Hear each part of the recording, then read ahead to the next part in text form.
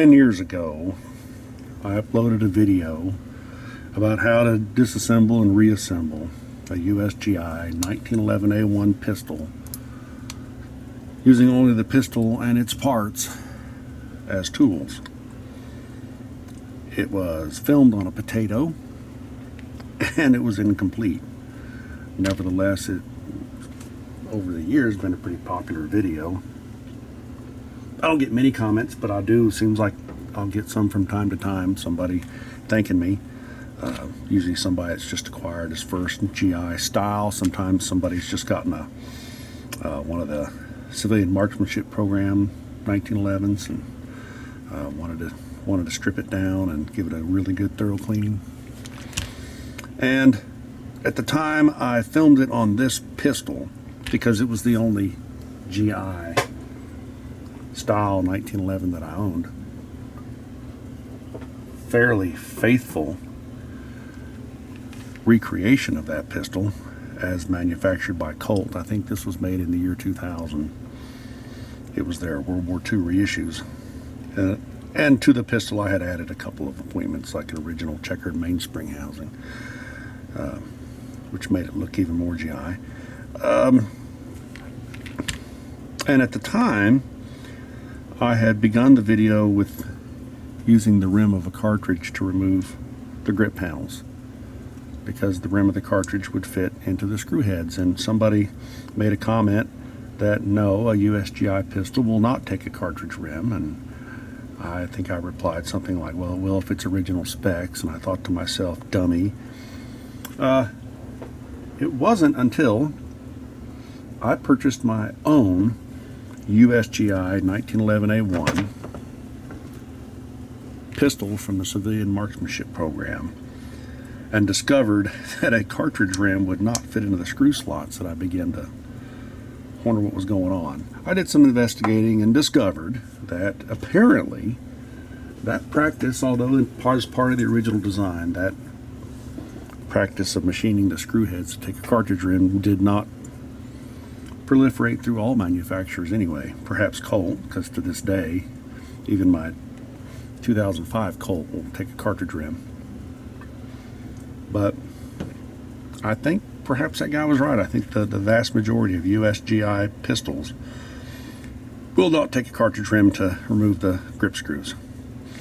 Only reason I bring that up is I'm remaking that video, mostly just because I have better video equipment and an actual USGI pistol to do it with this time, and I'll actually do a more complete job this time. But I won't be removing the grip screws. You don't have to remove the grips to completely strip this pistol down to every other moving part. I just haven't found any part on this pistol that I could use to take the grip screws off without damaging the part or scratching up the screws. So here we go. How to disassemble and reassemble a USGI 1911A1 pistol using only the pistol and its parts for tools. So first things first, clear the pistol. If there's no magazine, withdraw the slide, look down in the chamber, make sure it's empty, and it is. We have a clear pistol. This is only a way of field stripping. It's my way. It's not necessarily the way. It's how I prefer to do it. Put it on safe. Push down the recoil spring plug. Rotate the barrel bushing. Move the plug. Some more light on here. Yeah. Take it off safe. Withdraw the slide back to the little half moon cutout is lined up over the toe, I guess you'd call it, of the slide stop, and pushing on the other side, push the slide stop out. And now the frame will slide easily off the slide. Remove the recoil spring and the recoil spring guide. Take the barrel bushing, which I had turned 90 degrees this way, rotate it the other direction to the disassembly position, which is that little notch passing through. And then just lift up on the back end of the pistol, take it out of battery, the barrel rather, take it out of battery and remove it from the slide. Set the slide aside for now. Now for the frame. We first have to remove the safety. It will not come out in the down position, it will not come out in the up position. It only comes out in the halfway point, so you have to, as you're pulling out, as I'm pulling toward me, I'm going to have it in the half position, and you just sort of pull it that way, and now it's free. Now carefully, so that the hammer doesn't smack against this very thin portion of the frame, we lower the hammer.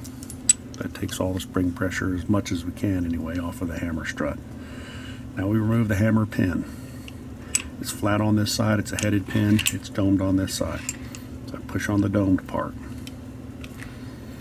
I don't bite my nails, so I've always been able to just catch a fingernail under the headed portion of that pin. If you do bite your nails, I don't know, maybe you could use recoil spring plug or something to catch that, but it helps as you're pulling it out. It's under a little bit of spring pressure. Sometimes I'll just push down on the hammer a little bit to relieve some of that pressure. Out comes the pin. Looks like the grip safety wants to come out, but it won't come out all the way. Just lift the hammer out. Grip safety is still held captive by the mainspring housing and by its arm not wanting to clear the frame. Now, I use the hammer strut. A lot of people like to use a small hammer and a punch. And if you've got a really collectible pistol, you might want to do that, but that's not what this video is all about. So, take the hammer strut, push it in the dished out portion of the pin. It's got a dished out and a dome, and people, depending on how they install it, it could be either side. And push really hard. And now you loosen the pin. Usually won't come out. I gotta push a little bit more. As I push it, it's helpful to push this back toward the top, because that'll help relieve some of the pressure on the pin.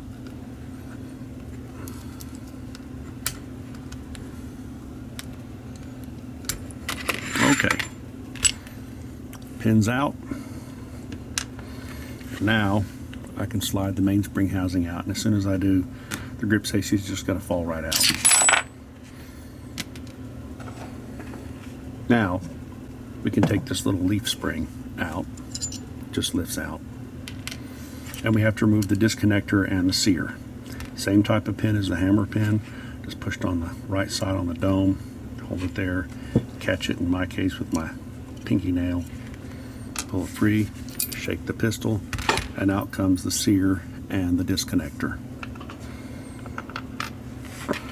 Now we want to remove the magazine catch and the trigger, because the magazine catch is what holds the trigger in place. Now I caught some flack from at least one person for using this leaf spring as a screwdriver. This catch on the magazine catch, that is looks like a flat screw head. It is not a screw head, it is just a catch. And all we're doing is rotating it 90 degrees counterclockwise. Before it'll move, the magazine catch has to be depressed. Zoom out just a little bit. And that's going to take a lot of the spring tension off of that little catch. I like using this leg. I have seen people use this leg, but sometimes it's harder to get a good purchase on it. I use this. I have it down with the rest of the spring fingers up, because I'm careful. I don't want to scratch the frame with the other spring fingers. Stick it on that little catch. Depress the magazine catch, and there's almost no torque on this at all. I'm just guiding it to the left. And you'll feel when it lets go. So all we've done is we've rotated this little catch from its open position where it's free to move up and down to this retained position here. Now with the magazine catch gone, the trigger can come out the back. It's very easy, just out it goes. So there's a trigger bar. Now I typically, most people don't remove these little plungers, but we're disassembling this as far as we can disassemble it. So these little tensioning plungers that ride in this plunger tube will only go in one way. It's got a small hole and a big hole, and it's got a small end and a large end. Set those aside. Now this frame is disassembled as far as one can do so without any other tools. I don't have a screwdriver. This pistol doesn't come with a screwdriver. They came with a lot of them. There were these little tools that were issued out. Had a little screwdriver and a little tool. But okay, frame down as far as it can. Now to the slide, and our favorite tool, the hammer strut. We have to depress the firing pin and slide the firing pin retention plate out the bottom. Very easy to do so. The firing pin spring isn't that strong. Push down on it, slide that a little bit, stick a finger over there to capture the pin when it springs out. Rear firing pin retention plate. Firing pin comes right out. Some people will like to tease the extractor out the back.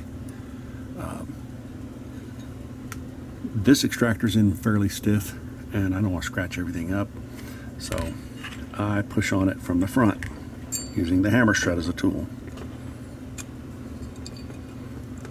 Just till I get enough sticking out the back for some purchase. So there's our extractor. And now our slide is stripped down as far as you can go. That leaves us with one part that we have not stripped down yet, and few people take this down. I rarely take one of these apart anyway, but we're disassembling this pistol as far as we can without any outside tools. So it looks like we have to make some out of these parts, and what I have found to work the best for me is the slide stop. Now this firing pin retention plate slides up into this notch here on the back of the slide, and I have found that if I take the slide stop, and you know it's not marred up, I've done this many times, it's not all scratched up or anything, no damage to it at all. I also stick it in the back end of the slide, and I kind of rotate it so that the top of this slide stop is captured by the left rail and the bottom is captured by the right rail. So I slide it up in there, and I just, a little bit of thumb pressure right there. I'm just torquing it back and down, and it is very, very tight. What I have made is a handheld plunger tool with which to depress the plunger on our mainspring housing. This pin right here is what holds the plunger in place. It's not a tight fit in the hole on most of these, unless it's all rusty. The only tightness comes from the fact that this plunger is pushing on it very, very hard. You can kind of see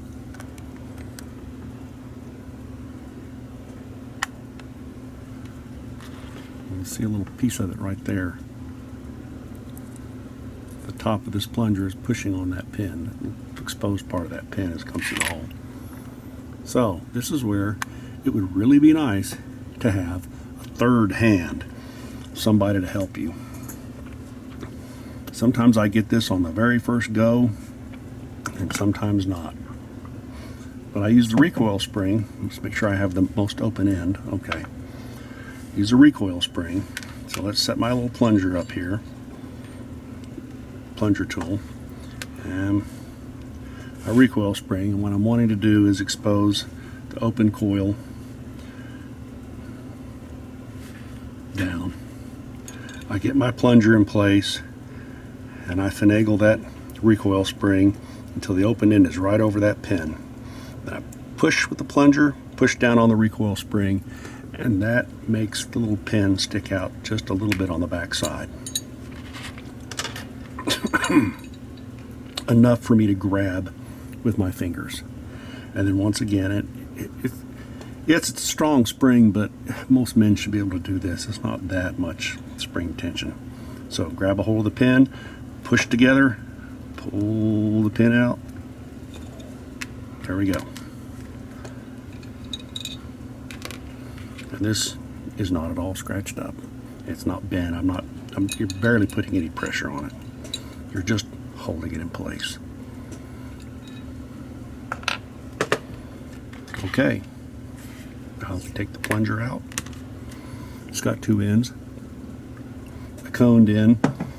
That coned end is what catches on this little groove that's machined around the circumference of the mainspring housing pin. That's why it snaps in place and snaps out of place. And then it's got this dished out portion for your hammer strut to ride in. This is already clean, but just to show, pull these ends off. Now they're a tight fit in here. Very, very tight fit. Okay.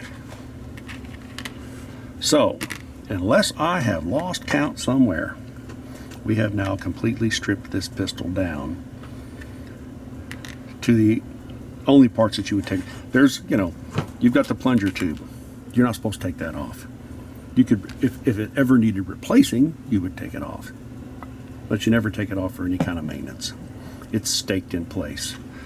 Same with the ejector. You might replace an ejector if it's bad, or somebody was tuning a pistol, might replace the ejector, but it's got two legs that stick down into holes in the frame and then a cross pin and everything's staked in place. You're not supposed to take it apart. So, now to reassemble this pistol. We're going to start with the frame. Well, we're going to start with the last piece of part that we disassembled, but what I'm getting to is reassembly is not necessarily the reverse of disassembly, just because you want to have some tools available to you.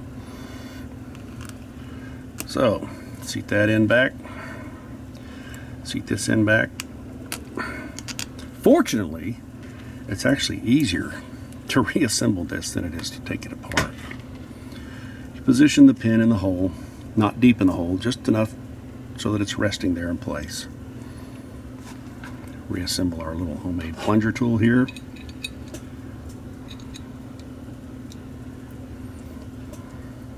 We're just going to push the two together, and then I'm going to seat this with my thumb, and it's not hard. There. That's reassembled. Again, we've not damaged anything on the pistol. Alright. So we're going to put the frame back together before we put the slide back together, and you'll understand why in a minute. So, of course, the first thing we have to do is put the trigger back in, and the trigger will only go in one way. If I tried to put this in upside down, it will not go. It will just stop. It's idiot-proof. It has a slope that follows the slope of the frame, and it's got a longer end on the bottom. That's why it wouldn't go in the other way. It would get caught. Trigger bar in. Now we have to reinstall the slide catch. Magazine catch, sorry. We drop this in, but we keep it in the depressed position with our finger on the back side. And once again, we utilize that little leaf spring. Now we're turning it 90 degrees clockwise.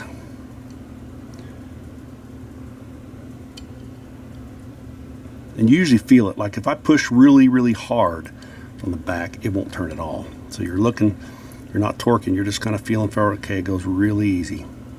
Putting almost no pounds of pressure on that. And you hear that pop, it's clicked into place. Trigger's now captive. Magazine catch in place. Now the finicky part is reinstalling the sear and the disconnector. They go into the pistol like this. disconnector has a rounded plunger section and has this spade section on the bottom, and the spade is flat toward the pistol, pointy end out toward the back, and the sear, they fit together like this. They're held in captive by the same pin like this. So we have to insert it up through the tunnel in the frame. You can see that hole running right up in here. So you insert the nose. It's hard to show on camera. Insert the nose up into there. Good to use a hammer strut as a little tool to finesse them in place.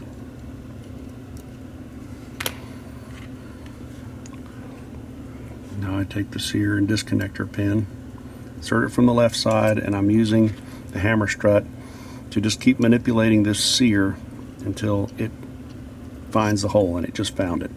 The disconnector has a larger hole, so I just kind of push on the bottom of the tail or on the top, move it around until it finds that hole as well. It's now found both holes, and now it's in place. Can't come out. To hold everything in general relativity, I have found that sometimes I'll get the sear, I just shook it like this, and the disconnector will fall down low, and the legs on the sear will sort of catch on the back of it. So I always make sure, kind of push them back together more like this. Let me show you what I'm talking about in the light. Let's see if I can get some better light on that. There we go. Sometimes I found that I'll shake it and the disconnector goes down here and the sear legs catch below it, and I won't notice that, and I'll start to reassemble the pistol and it'll bind up a little bit. So you just make sure that you pushing the disconnector down and lift the bottom of the sear up, stick them together like that. Now the little leaf spring, also it'll only go in one way. It's got this little catch on the bottom that catches on this little slot milled into the back of the grip strap. Pop it in place. And I want it to hold the sear disconnector in their relative arrangement, so I just slide the back of the mainspring housing up to just a little bit. That just holds everything captive. Now I have to install a hammer. You always want to come in from below with the hammer because you want the sear to ride up that way on it. You don't want to try to come in from the top, or the hammer will catch back here on the half cock notch. It won't go down as far as it needs to. So we slide it in from below and we line up the hole. It'll have a little tiny bit of spring pressure from this leaf spring, but not much if we just barely put that on. I'll try to zoom in as much as I can. I want this to be educational for some people. Try to do a better job than I did last time. Okay, holes lined up. It's in. Now it's time to replace the grip safety. Of course, with the magazine, the mainspring housing down, it's not in the way. Slide in the grip safety. Now the grip safety does have a center section that's milled out, and that's what the hammer strut's supposed to be lying in. So we slide that in from the rear, and then we look over here, we look for where that tail is. And it's hard to show on camera because the way I line it up is I just turn the pistol upside down and I shake it until I see that it's in place, like it is right now.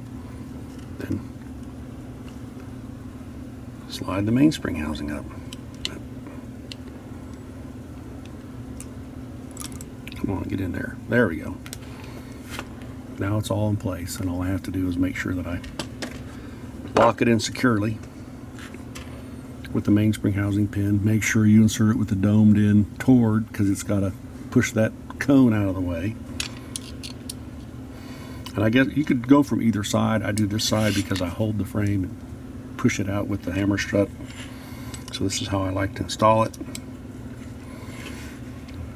Kind of wiggle the mainspring housing a little bit up and down so that it's lined up perfectly with the frame. Once that contacts the cone, find a piece of wood,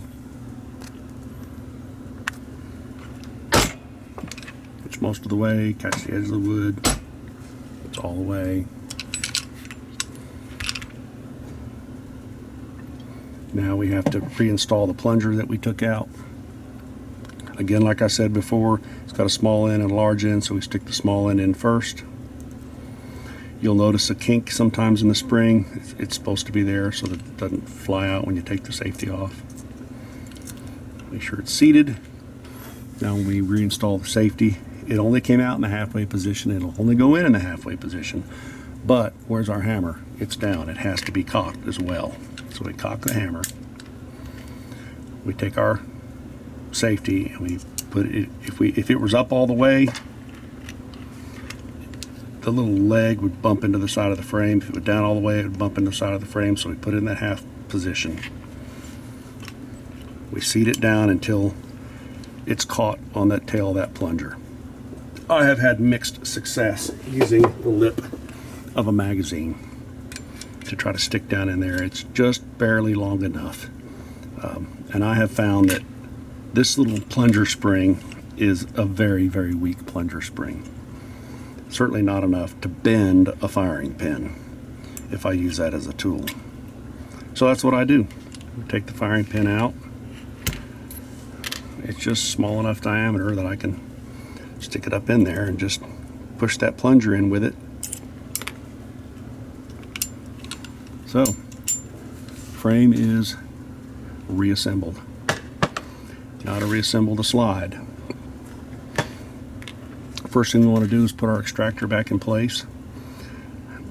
Obviously, if you put it in backward, it wouldn't act as an extractor. The hook has to be going toward the inside to catch the rim of the cartridge, and it would not lock in place backward because it has to have the slot facing the firing pin retention plate. So insert it from the rear, push it in, line it up till the slot lines up. If you get it clocked a little bit one way or the other, you may have to finagle it one way or the other until you know the slot's lined up well. You can test it with your plate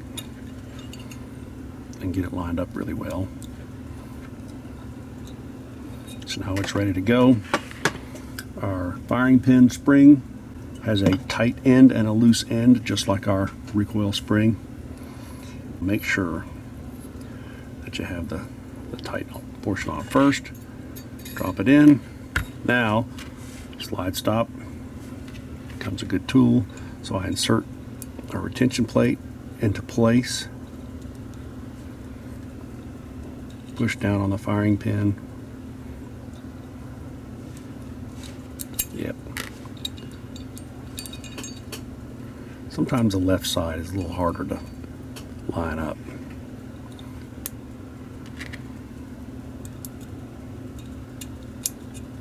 There. Got it in place and pushing it up all the rest of the way. You see the tail of the firing pin pop out. Your slide's reassembled.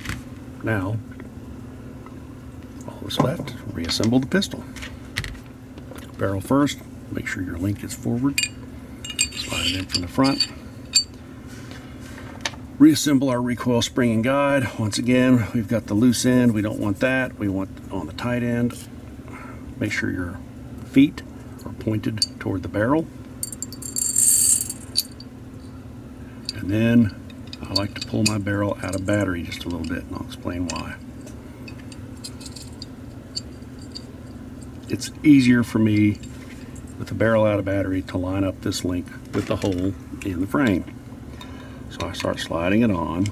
And once I get the guts kind of into the frame, that I can kind of grab a hold of the barrel, because I may have to twist it a little bit left or right to make sure that the feet of the barrel clear the cutout in the frame. And just wiggle a little bit. There we go. And what I'm looking for is the link to line up with the hole. As soon as it is, I go ahead and insert the slide stock part way. Not enough to scratch the frame, just to hold that in place. Now with the link held in place, then I can just retract the slide all the way until the little half moon cutout lines up with the horseshoe cutout in the frame. And then by pushing both down and up, with this beveled section here, pushing the plunger in as it goes. That's how you don't get an idiot mark. That little, sometimes you'll see a semicircular scratch where people started from way down here. I click this. The reason I click the safety on is it just holds the slide in place. I click the safety on, now the slide's held in place. I put the zoom back out. I put the barrel bushing in. It's got a notch. It fits between these two sides of the slide here. Push the barrel bushing in. Then I rotate it through the spring so that the spring plug will actually fit. The spring plug's got a little tit on it that catches on the open end. So I rotate it backward until I feel it catch a little bit, and push it down in, rotate it over, and now it's reassembled. We have to do a functions check, of course, because I may have made a mistake.